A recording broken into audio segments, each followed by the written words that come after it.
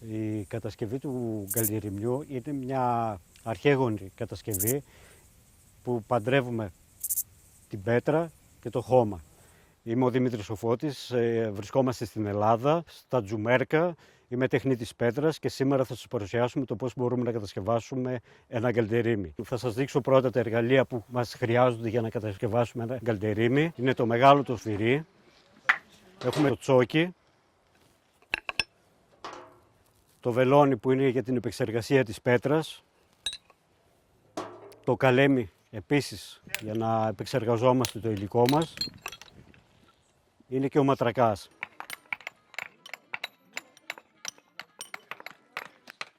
Για τη διαμόρφωση του εδάφους παίρνουμε τις κλίσεις, το φέρνουμε στα πρότυπα που θέλουμε εμείς να κατασκευάσουμε τον γκαλιρίμι, όσο γίνεται πιο σωστό.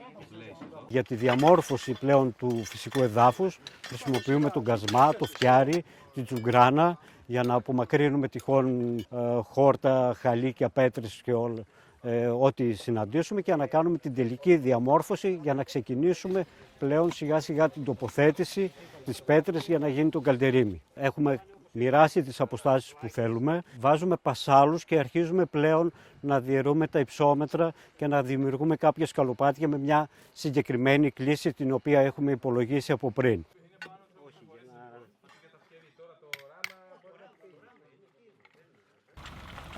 Αφού περισυλλέξουμε το υλικό μας, μπαίνουμε να το χωρίσουμε σε κατηγορίες. Αυτά που θέλουμε για γωνίες, για τα γκονάρια, για τα σκαλοπάτια. Διαλέγουμε τις σούγες και το υπόλοιπο υλικό που θα χρησιμοποιήσουμε για την κατασκευή του γκαλιριμιού. Στη συνέχεια πελεκάμε τα γκονάρια μας για να κατασκευάσουμε τα πατήματα του γκαλιριμιού. Το συγκεκριμένο γκαλιρίμι θα συναντήσουμε δύο είδη κατασκευής όσον αφορά τα πατήματα.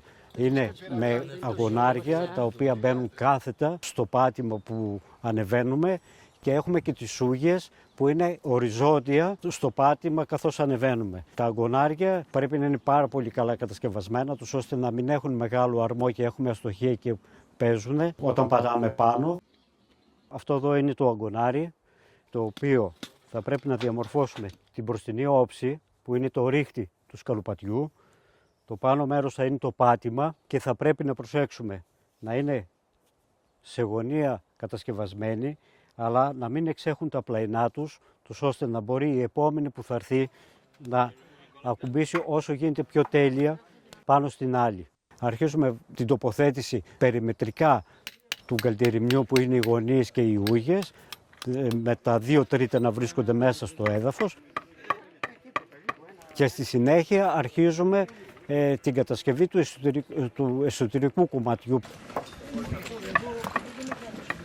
Εκεί θα πρέπει να προσέξουμε πάρα πολύ καλά, ώστε να είναι πολύ καλά εφαρμοσμένες παράλληλα μεταξύ τους και να μην αφήνουμε κενά. Είναι το μεγαλύτερο μυστικό της επιτυχίας όσον αφορά τη σταθερότητα στο γκαλιρίμι. Η μεγάλη συνοχή, να κάνουμε μεγάλους αρμούς και να κόβονται οι αρμοί τους. Για το εσωτερικό της κατασκευής πάλι κατά τον ίδιο τρόπο, στον εσωτερικό χώρο μέσα του γκαλιριμιού θα πρέπει να χρησιμοποιήσουμε ό,τι δεν μας κάνει πλέον η αγωνία και αυτοσχεδιάζουμε κατά την κατασκευή. Όσον αφορά το περιμετρικό κομμάτι, δηλαδή τα αγκονάρια είτε οι ούγες, εκεί θα πρέπει να δώσουμε μεγάλη σημασία, να είναι πολύ καλά σφινωμένες μεταξύ τους για να μην υπάρχει περίπτωση να αρχίσει, γιατί εκεί θα δεχθούν και τις πιέσεις του εσωτερικού κομματιού της κατασκευής. Είναι οι κολόνες πλέον του οικοδομήματος που θα κρατήσουν όλη την κατασκευή. Θέλει μεγάλη συμπίκνωση καθώς τοποθετούμε την κάθε πέτρα, μεγάλη συμπίκνωση με χτύπημα στην κάθε πέτρα στο χώμα τους, ώστε να το συμπιέσουμε και για να γίνει πιο σταθερό. Επίσης θα πρέπει να προσέξουμε πάρα πολύ όσον αφορά το κομμάτι της μέσα κατασκευής, ώστε να κόβουμε τους αρμούς, να μην συνεχίζουμε πάρα πολύ μεγάλους αρμούς και εκεί όμως θα πρέπει να προσέξουμε να είναι όσο γίνεται τα 2/3 της πέτρας να βρίσκονται μέσα στο χώμα για να έχουμε μεγαλύτερη σταθερότητα. Δηλαδή αν αυτό ήταν κούφιο εδώ και πατάγαμε καθώς θα προχωράγαμε τη δουλειά, αυτό θα μετακινούνταν. Έτσι το χάναμε. Και μετά είναι και η αρμολόγηση, να μην μείνουν μεγάλα κενά μέσα στο εσωτερικό. Η αρμολόγηση γίνεται με στεγνή άμμο και με τη σκούπα και πηγαίνει σύμφωνα με τις κατευθύνσεις των αρμών, ώστε να μπορέσει να περάσει μέχρι κάτω και για να γίνει όσο γίνεται μεγαλύτερη πλήρωση των αρμών, για να σφίξει η κατασκευή.